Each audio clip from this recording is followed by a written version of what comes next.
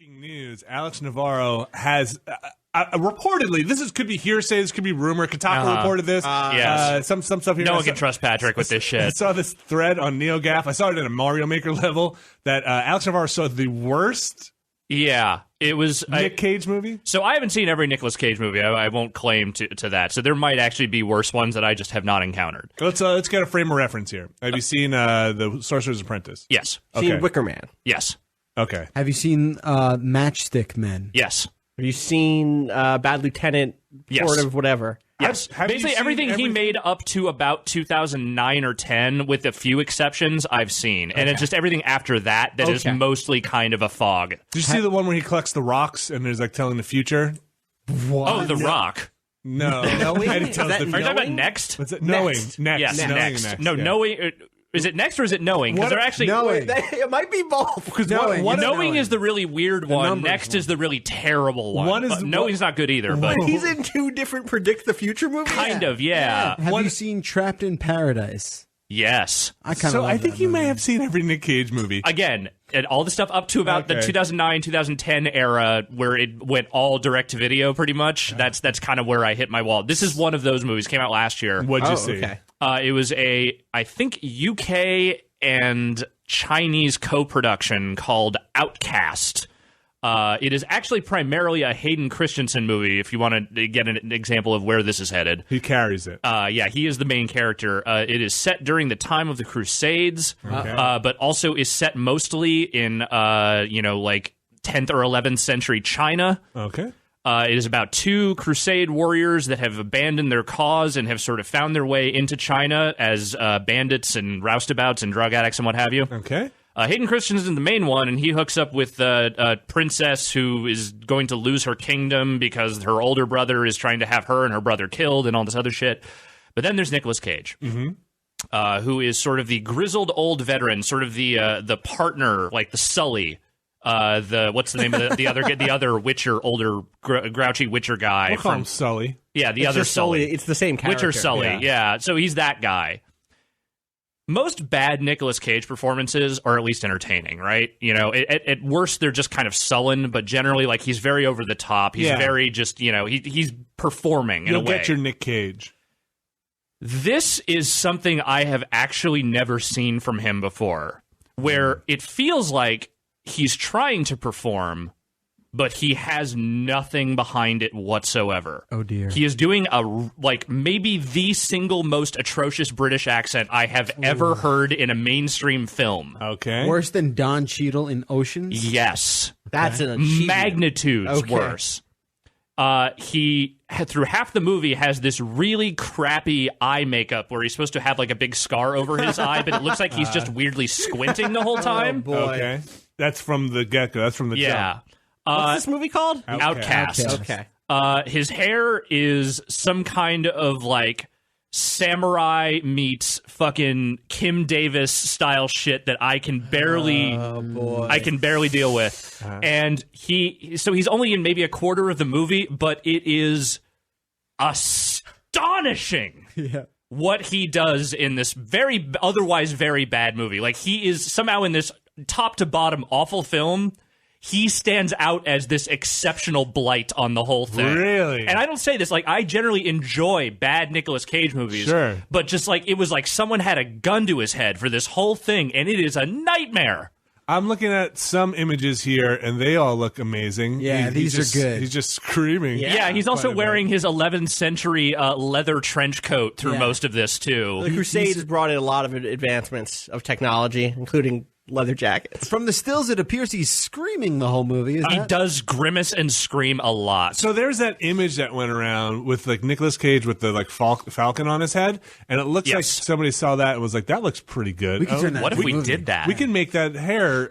We can actually do that. That's how people. That's what Nicolas Cage looks like. So I have a question about Nick Cage, and perhaps you're the expert in the room on that subject. Why do you think it is that like he has not been able to keep it going in the way that like other actors from his sort of generation they show up in these sort of like novelty roles where like everyone's like, yeah, it's nice to see Give my me an example. Maybe like Michael Keaton, who has like a recent renaissance. Yeah, he's had a resurgence. He's kind of like the exception to the rule. But he's also been doing some really good stuff during that time. Like, I hated Birdman, but by all accounts, he was fantastic in Spotlight. What was that HBO original movie that he was in? Multiplicity. Yeah. That was awesome. Yeah, I love Multiplicity. HBO original. No, I know what you're deep. talking about. Oh, he was. I didn't even recognize the Larry him. David one. Yeah, what was that? Oh, Clear History. He was. Wait, he wasn't in Clear History, Yeah, was he? yeah, he's actually Beetlejuice in that movie. Oh, holy shit! I forgot. I forgot that was him. Yeah, he's basically Beetlejuice. Oh my god! Yeah, he kind of disappears into that one in a way. Yeah. No, is this a new? Go ahead. I'll let you finish your Nick Cage bit. Well, so I was just going to say for Nicolas Cage, it's a few things. One, he ran into some very major tax problems at a point, in which case he had to liquidate a bunch of assets.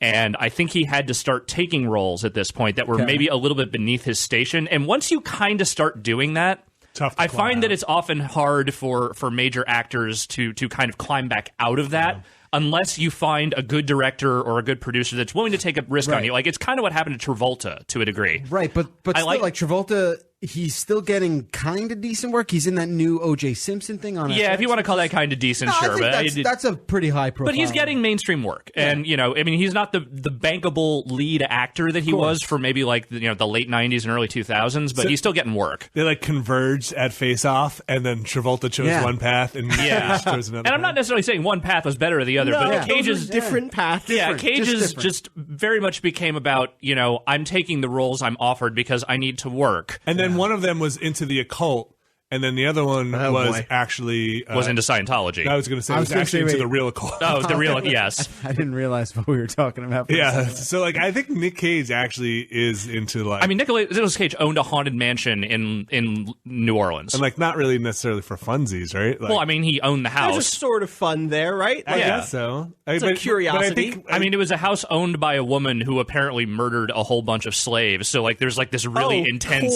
horrible history behind it, and like you go through like the tour and like, yep, that's Maria. I think Marie Laveau or something like is the name. I don't remember, but this is my favorite part. This is my favorite part. Tell him about tell him about how she used to murder all these people, and then they think it's her ghost that haunts the place or whatever. And it's like, okay, so he bought that place. Great, good for him, I guess. He actually give the tour. He's like, no, I bought it so I can actually give. That was one of the things he had. They were burned. That was one of the things they had to. That's a good yelling Nicolas Cage. That was one of the things they had to liquidate when the tax problems came around. Shame they had to lose that. Yeah, but he's not giving up his Sorcerer's Apprentice robe. And he's going to keep making movies. That's the thing. He's going to make movies forever, right? I feel like he loves this until he does something so like in his personal life, that like makes him untouchable. Right, where he just I don't know. I thought Mel Gibson was like that.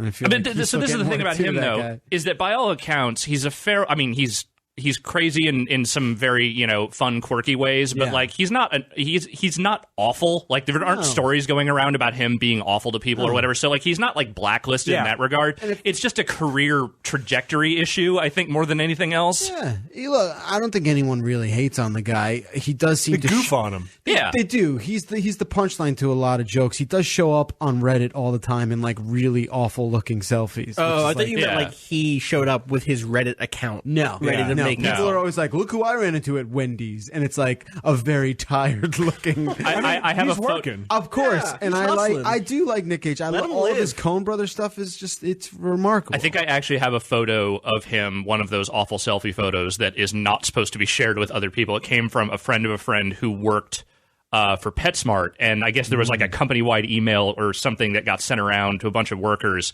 of him at a Las Vegas PetSmart at like 9 a.m, and it is maybe the roughest I have ever seen that man look. Which it's fine. That's what it is. Yeah, but what it is. Can't you just be like, I was getting into character for this movie? Yeah, that's what I would say all the time. I'm a boxer. I do that anyway. Whenever anyone's like, "You look down," like, I'm getting into a role. Feature. It's a whole thing. It's a whole thing. I have to become this person. Yeah, this beard. It's a thing. Yeah. Anyway, I still love Nicolas Cage, but my God, Outcast might just be the biggest test I think I have faced so far with that man's career. How is Hayden? You know how he is. We do. That's imagine his British accent on top of that. Yeah, I do. Didn't he have like a bit of a one in Star Wars? No, he just sounded like that. It's like mid-Atlantic accent. Is that I don't know what it was. It's weird. They have like this universal yacht like, accent, bizarre accent that's like a hybrid of like 40 different. Well, it's like It's like Princess Leia in the original episode 4 because they filmed that scene first where she's captive with Tarkin, is that and then she's got like that fake British accent. I'm sure she's like, I thought I smelled your stench. Oh, right. Right. She starts getting very haughty. Yeah, and she's all like, do what you want. And it's just like, what are you talking about? And then like 7 scenes later, she's like, pretty sharp boy, stormtrooper. She's basically from the valley. Yeah. At the end of that movie. And apparently it was because like they filmed that first or something like that. They didn't really know what was going on. And then it's like you're up against these classically trained British actors who are all doing all the Imperial guys. It's like, of course you're going to blend in, right? You're like, try anyway. Yeah, you're on the fucking Death Star. That might have just, I believe that in the fiction. Like you're on this Death Star. She's picked that up. She's picked it up. Yeah. She's been in detention so long. Just like. It's like, you live somewhere long enough, you start to pick up pieces of the accent. So, Alderaan or the Death Star or whatever, you're on there long enough, eventually you start to pick up the Stormtroopers don't have it, though. Stormtroopers, they're supposed to be kind of uniform and blank in tone and everything. They modulate it out in the helmet. You can just cut that out? You can cut that out. Okay. And but you can kind of hear it in Harrison Ford's voice in the new Star Wars, where he just sounds more like Chewbacca, where it's just you can't understand hardly anything. Because he's just been around Chewbacca for 30 years. The whole time. Yeah. And he understands him. Yeah. The growls and grunts. They've just been space smuggling and space bonging for the last 30 years, so they've affected each other's mannerisms. They've turned into like the Spaceballs characters. Totally. Like, they are Lone Star and Jerry, hand me the hyperdrive. Like you're gonna tell me, you know what I mean. Hand me the flux fucking thing. You're gonna tell the me fucking bong. That's what I'm talking about. 30 years removed from the war,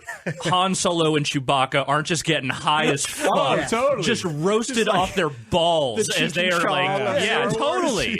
You ready to go to hyperspace, Chewbacca? Hold on. I want to really feel this. I want to get in the cockpit. Hold on, let me turn on some of that fucking Max Rebo shit. Yeah. Hold on. Yeah. Man, what was that Life Day shit, man? Fuck. Can you explain that to me? Because I still don't get it. That's a spinoff I'd fucking watch. Just them sitting in the They're cockpit, like total in fucking hot boxing the dock. Just don't open the door, man. They're downward spiral into that. Hand me the Geo-spammer. I can't. Geo-spammer. Yeah, that sounds right. And just fucking drill a hole in it and just like, we could do this shit. Where'd you get this, Chewie?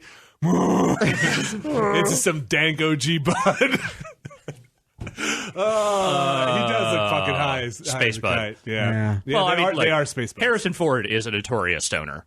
Yeah. Is he? Oh yeah. I believe that. Dude, that guy is high through most interviews, like straight up. Okay. That is a dude who has ceased to give a fuck a long time ago, is just happy to fucking stone his way through his remaining Hollywood years. Like, he does not give a shit. I'm looking for the one-armed man. There are a lot more of those types of people than you realize. They just aren't all as grumpy or obvious as Harrison Ford. And as vocal about it. Yeah. He never wants to be in any interview he's in. Yeah. I've never seen him excited. And I don't mean recently. Like, I've gone back and seen old interviews with him as like a teen or like as like a 22-year-old. And he's just like, I don't fucking want to, like, what are you even doing? Every Conan O'Brien interview he's ever done has been a masterpiece of discomfort. What do you think like Harrison Ford does for like weed though? You think it's like he like is calling a dealer, or he has a guy. He has a guy that does what though? He's got his assistant. He has a grower. I'm sure. Like, he has a personal grower. You think he has a dude?